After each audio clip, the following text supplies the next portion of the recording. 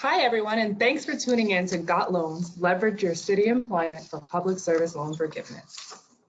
I'm Helene Abiola, and I'm the Project XYZ Program Lead and Engagement Coordinator here at WorkWell NYC. Today, I have with me Bonnie Luttrell, who is Director of Advocacy at the Student Borrower Protection Center in DC. I also have Anna Strizik, Senior Program Officer, Financial Products and Services at the Office of Financial Empowerment within the New York City Department of Consumer and Worker Protection. Before we jump into today's webinar, I'd like to give you a little bit more about who we are and what we do here at WorkWell. So here at WorkWell NYC, our goal is to help you live well and work well by creating workplaces that make it easier to live healthy and active lives. Being healthy isn't just eating well and being active. It can be mental and emotional too. WorkWell NYC is here for you with health and well-being programs to support you wherever you are in your health journey. With our Move More program, which is focused on physical activity, you can find fitness classes at work and walking challenges. The Eat Well program, which is focused on nutrition, gives us resources and knowledge to eat well at work and at home. Our Be Well program focuses on mental health and offers meditation workshops and the Webinar Wednesday series. And last but not least, the Take Action program works toward preventing chronic disease and gives us disease prevention programs like flu shots at work and the diabetes prevention program. All of our programs are low cost or free of charge. If you are interested, stay tuned for information about our upcoming programs at the end of this webinar. Project XYZ is an inclusive wellness community that speaks to the unique interests of generations Y and Z. We like to think of the X in Project XYZ as the X factor, which is anyone who relates to our mission. Young city employees are the heart of this community. Through Project XYZ, we want to encourage you and your colleagues across the city to have healthy, active lifestyles throughout your public service career and beyond. For those of you not familiar with the structure of the agency, the New York City Department of Consumer and Worker Protection, formerly the New York City Department of Consumer Affairs, protects and enhances the daily economic lives of New Yorkers to create thriving communities. Within DCWP, the Office of Financial Empowerment, or OFE, focuses on educating and empowering New Yorkers, and their OFE has 5 core programs, but their oldest is their financial counseling and coaching work. On an annual basis, the Financial Empowerment Centers assist approximately 8,000 clients per year, helping New Yorkers navigate their student loans, build their savings, open a bank account, improve credit, and more. Later in the webinar, we'll share more with you on how you can schedule your own free confidential appointment with a financial counselor. The Student Borrower Protection Center is a nonprofit organization solely focused on alleviating the burden of student debt for millions of Americans. The SBPC engages in advocacy, policymaking, and litigation strategy to rein in industry abuses, protect borrowers' rights, and advance economic opportunity for the next generation of students. So a lot of you are probably like, why student loan forgiveness and how does this fit into wellness? Well, PSLF is a benefit that many of us are eligible for as City of New York employees. There seems to be a real lack of in-depth information available on the topic. Through Project XYZ, I wanted to create this webinar in order to provide a clear path to the program so that many of you can take advantage of loan forgiveness, as we know that having large amounts of debt is extremely stressful. In today's webinar, we'll go over the impact of student debt. We'll get an overview of the Public Service Loan Forgiveness Program and how to pursue it. We'll talk briefly about a program called Temporary Expanded PSLF. We'll help you to understand some scams you should look out for, and we'll take you through how and where to file complaints. And after the webinar, we'll and some additional questions. In terms of your civil service for the City of New York, it looks like most people that tuned into this webinar have been working for the city between 1 and 5 years. Okay, that's great. So you're in the perfect place to pursue public service loan forgiveness. And let's talk about applicants. Those already pursuing PSLF who want to learn more. Those who are eligible but have not yet earned forgiveness. And also parents of borrowers and some HR professionals. So the dominant focus of public concern around student loans has been about how much of it there is and how rapidly it has been growing over time. Nationally, more than $1.4 trillion. Student debt is now the second largest source of household debt after mortgages and is the only form of consumer debt that continued to grow in the wake of the Great Recession. Here in New York City, 15% of the adult population, or 1 million individuals, have a student loan. And more alarming is that 14% of New Yorkers with student loans are currently in default or 90 days past due on their payments. Having debt that you aren't actively paying hanging over your head can negatively impact your life in many ways. It can cause damaged credit, difficulty obtaining future loans and leases, potential for wage garnishment, calls from collection agencies, and all of that is extremely stressful. So I have some questions. So it looks like about 60% of you are pursuing PSLF. That's great. And 40% of you are here because you want to learn more. That's fine. And then our next question is, if you have student loans, what your current student loan balance is. And wow, it looks like over 51% of you have more than $50,000 worth of student loan debt. So that's a lot of debt. And by being an employee of the City of New York and pursuing PSLF, you can get that forgiven after 10 years of payments. So with that said, we just discussed why recovering student loans, who serves to benefit from this webinar, and the cost of unpaid student loan debt. Next, we're going to delve into what the Public Service Loan Forgiveness Program is. Now I'm going to pass the mic over to Bonnie Luttrell so she can give us an overview of PSLF. Hi, everyone. So it sounds like a few of you aren't super familiar with the Public Service Loan Forgiveness Program. So let's start by talking about what this program is on the next slide. The Public Service Loan Forgiveness Program forgives the remaining balance on a borrower's direct loans after making 120 qualifying monthly payments, so effectively 10 years of payments that are made under a qualifying repayment plan while working full-time in qualifying employment.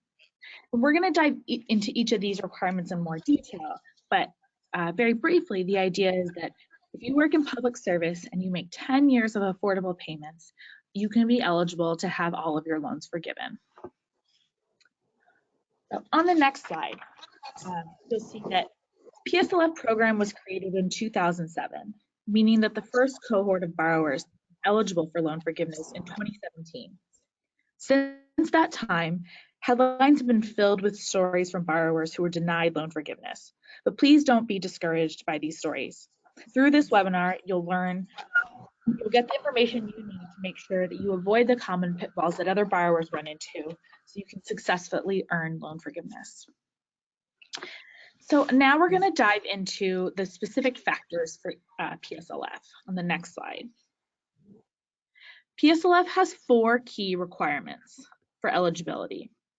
We're going to talk about each of these in more detail, but very broadly, they are having a qualifying loan, having the right repayment plan, having the right employment status, and making the right number of payments. So that's having a direct loan, being enrolled in an income-driven repayment plan, working for the government or eligible nonprofit work, and making 120 payments while meeting those first 3 criteria. So let's jump into the specifics of having a qualifying loan on the next slide. Very broadly, there are 2 types of student loans, federal and private.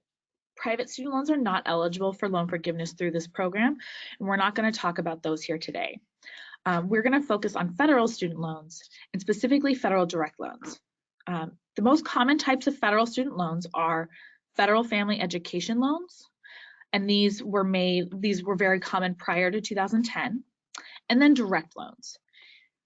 Only direct loans qualify for public service loan forgiveness.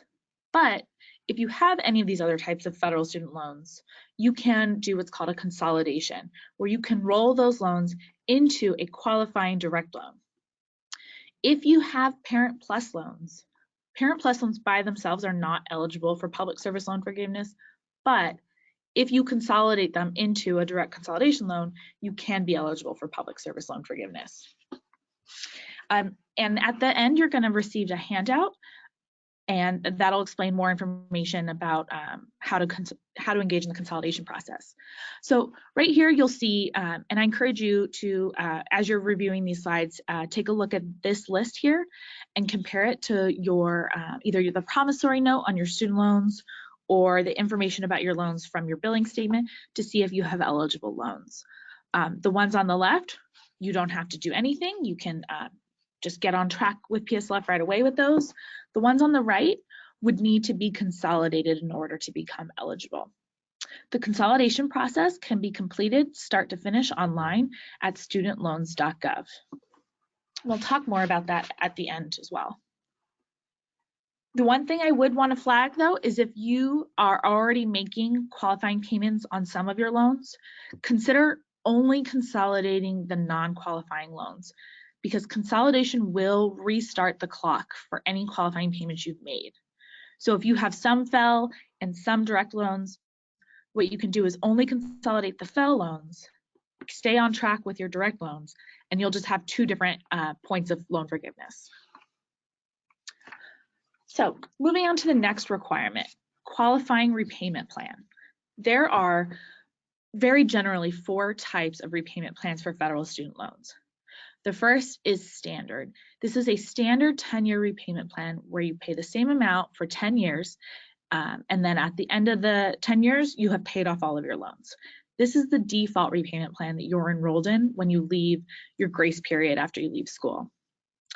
There's extended repayment, in which you make a lesser payment over a longer period of time, generally 20 or 30 years. There's graduated repayment, where you start off making low payments and then your loan payment increases every 2 years. So you start off paying little and then you end up paying a lot at the end, and at the end of that your loans are paid off.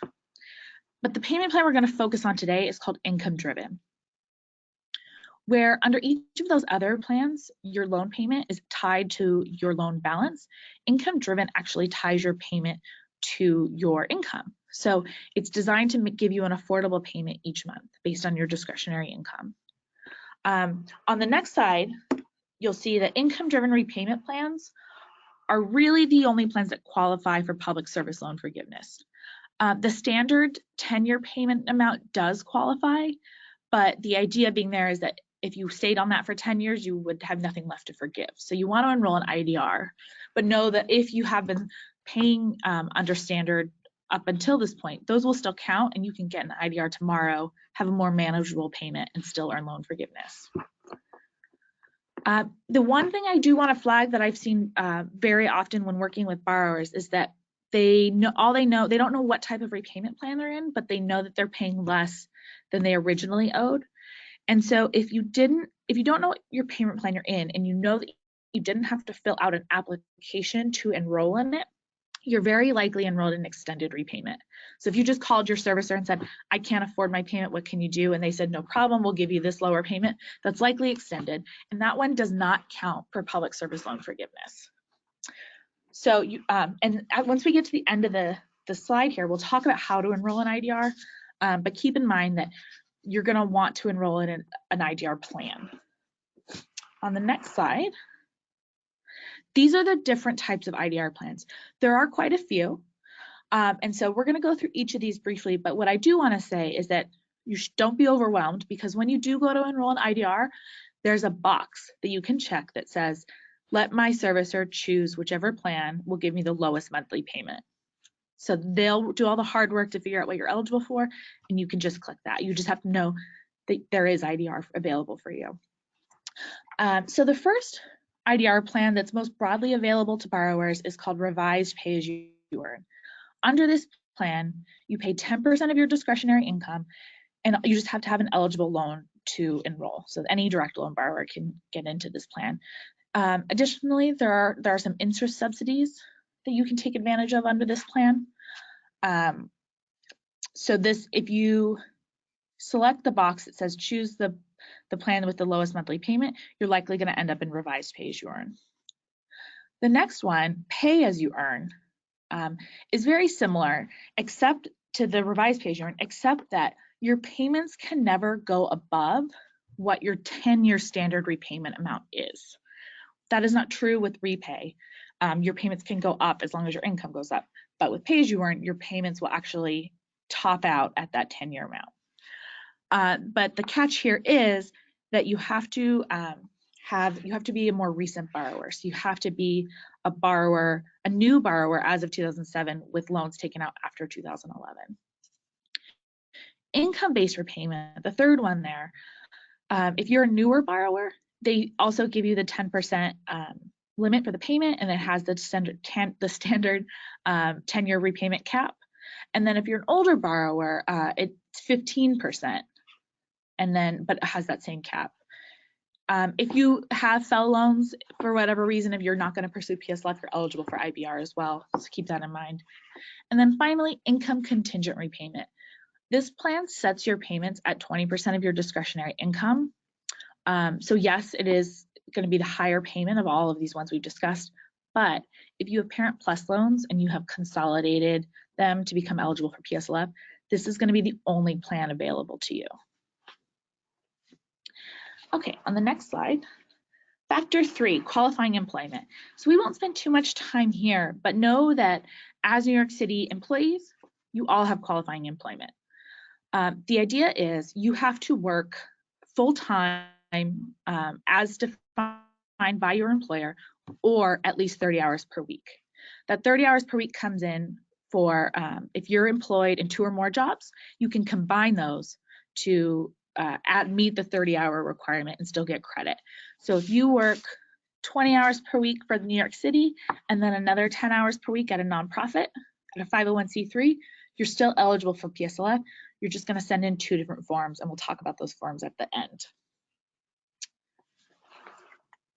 Okay, and then on the next slide, this is the trick. Are you making qualifying payments? So you have the right type of loan, you're now enrolled in the right repayment plan, and you've confirmed that your employment is eligible. Now you got to stay on track. So you have to make 120 payments while meeting all those other requirements. Payments are considered on time if they're within 15 days of the due date. So if you make your payments twice a month based on your paycheck, and you combine those to add up to your full payment, you want to make sure the timing works out, that they're both submitted within 15 days. Otherwise, they won't count. Also, if you're paying more than you owe on your bill, you want to make sure that you don't enter paid ahead status. What that means is any extra amount you pay will be, instead of being placed towards the principal of your loan, it will be put towards your next monthly payment.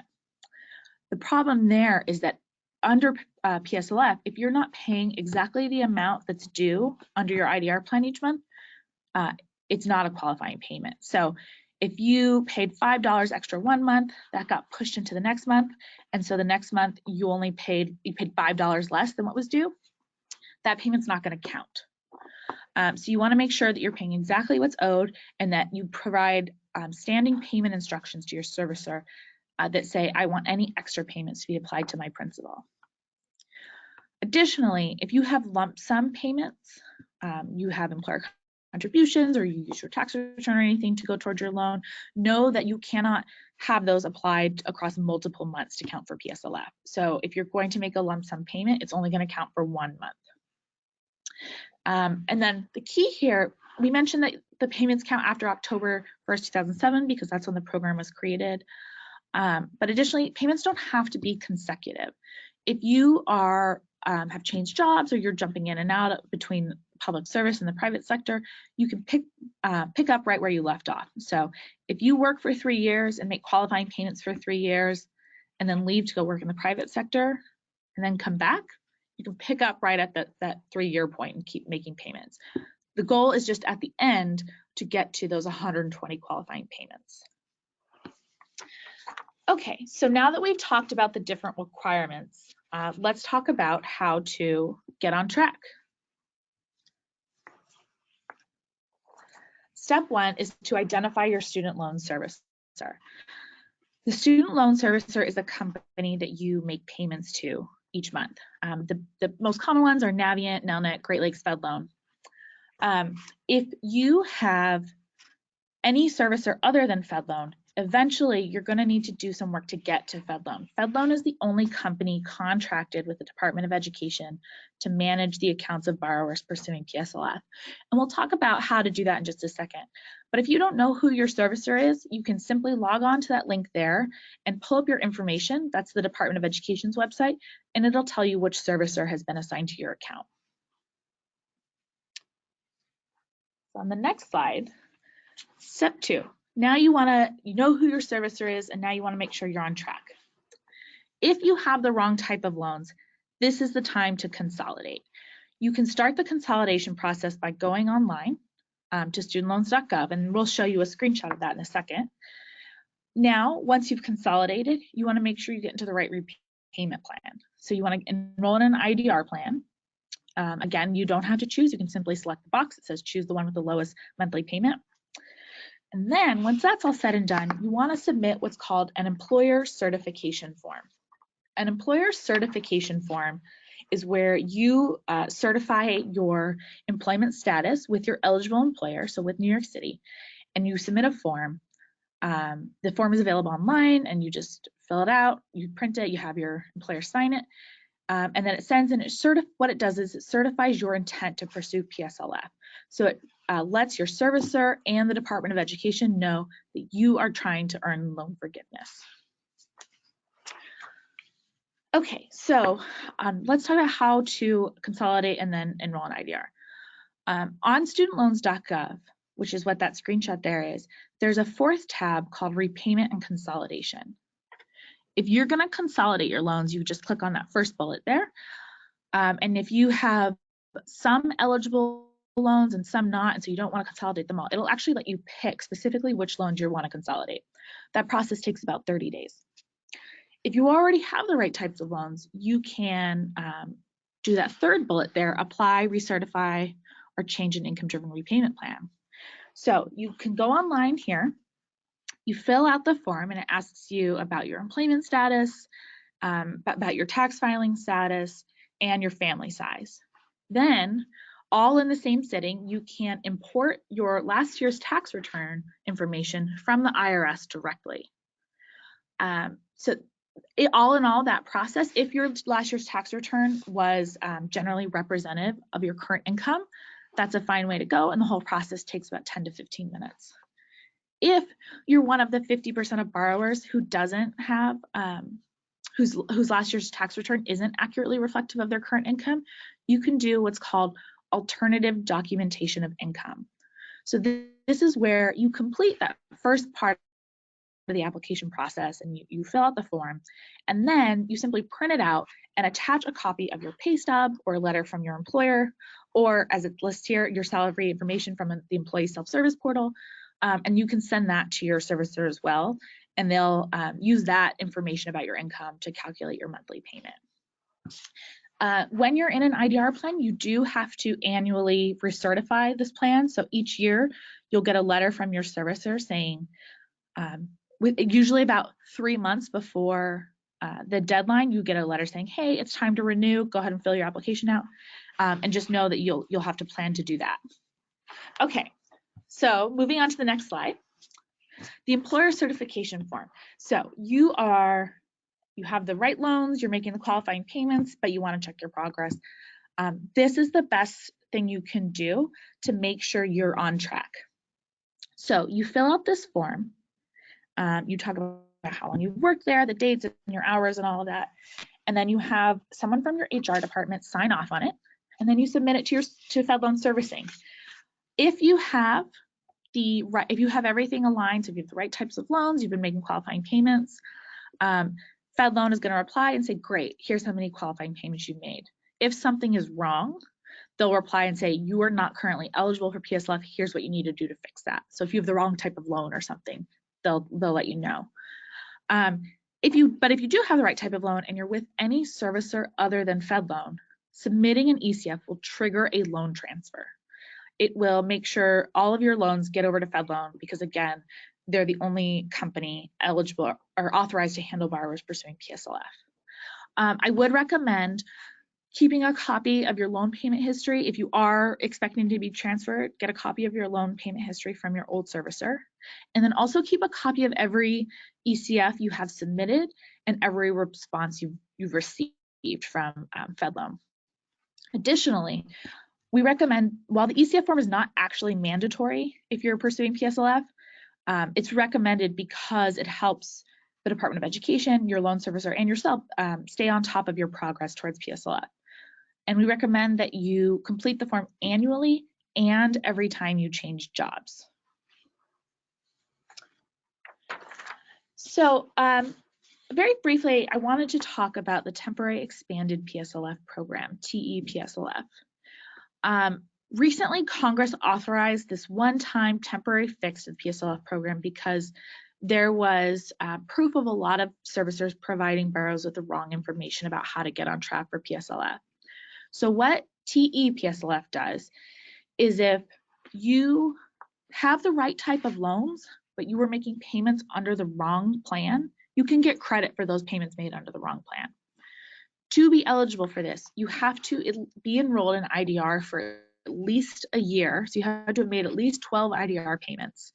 And you have to have made at least 120 payments total on your loan. So you could have made 9 years of non-qualifying payments, 1 year of qualifying, and you'd be eligible.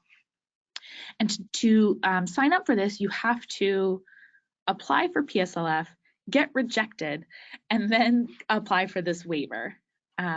So there'll be more information in the handout you get about how to get in line for this, because keep in mind it is a finite amount of money allotted to this program. So if you think you might be eligible, I encourage you to get on track quickly.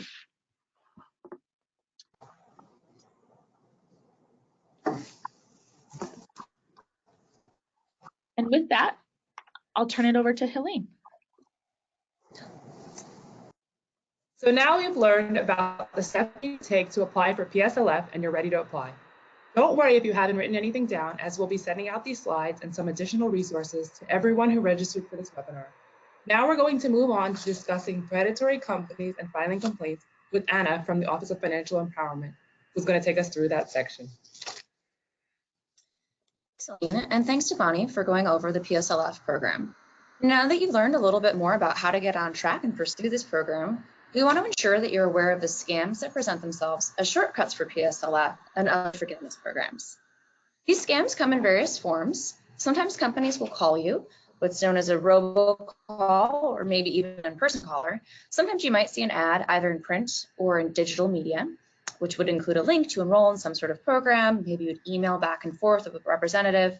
But the main thing to keep in mind if you see any ads for this or are contacted by anyone purporting to be a part of a loan relief company or organization is that taking advantage of the Public Service Loan Forgiveness Program does not require the assistance of an outside company or organization. If you're contacted by anyone, it's likely a scam and you should be wary. So if you're not getting the help that you need, you have a couple of options. As you're taking the steps to pursue this program, and if you run into any issues, you should know that at any point you can make a complaint, and that these complaints can lead to assistance. Complaints can be made at various levels. The first place you would probably start is with your loan servicer. So that's the company that Bonnie discussed earlier, who you're making your payments to on your loans. Typically, on the website for these different companies, there will be a link or a contact info portion of the web page where you can find either an email or a phone number to make a complaint. You can also make complaints above the level of the servicer at either the state government level or the federal government level. So when we send out the resource packet along with this webinar, there will be links for how to make those, links that will direct you to how to make those complaints at the government levels. But one thing you should keep in mind when making complaints, similar to anything to do with loan forgiveness, is to remember to keep a record of any interactions that you're having. So remember, keep calm, file a complaint. It's easy. Once you've written one complaint, you can use that same narrative across the board, just copy and paste, and encourage others to do so if you see them running into similar problems. So another option you can turn to if you're having any issues pursuing the Public Service Loan Forgiveness Program or generally have questions about student loan management or other financial matters, are New York City's financial empowerment centers. So free professional financial counseling is available at the financial empowerment centers. This is a great option for those of you with remaining questions after this webinar, or anyone who would like to get some one-on-one guidance about student loan debt management or general financial matters. All New Yorkers, regardless of income level or situation, are able to take advantage of the service. It's provided in partnership with DCWP and various community partner nonprofits. Services are available in all 5 boroughs. You can make an appointment by following the link on your screen, nyc.gov/studentloans, or call 311. Okay, before you go, we have a few last minute things that we want to go over. So if you have some questions about anything you've seen on today's webinar, you can email WorkWell NYC at olr.nyc.gov. And tell us what you think. We really want to get a sense of what went well with today's webinar and also what areas can be improved. So if you have a couple of minutes to spare, go to bit.ly/student loan feedback and answer our survey.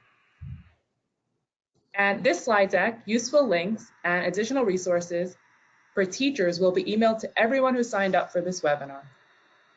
And I just want to tell you about a couple of events we have coming up. Project XYZ in the Mix, which is for New York City government young professionals. We're looking for the under 40 crowd. We'll have silent disco, we'll have speed networking, we'll have healthy refreshments, and we'll have free professional headshots. So if you'd like to sign up, we'll be sending more information about that. And the Move NYC 5K in Prospect Park, which is June 20th, is now sold out, but we have the Spirit Awards where you can come and cheer and show your agency spirit and pride and have some fun. And finally, if you need to contact us, our email is workwell@olr.nyc.gov, or visit us on the web at newyorkcity.gov/workwellnyc. Thanks so much for tuning in to today's webinar. And if you need to reach us, reach out as always. Have a nice day.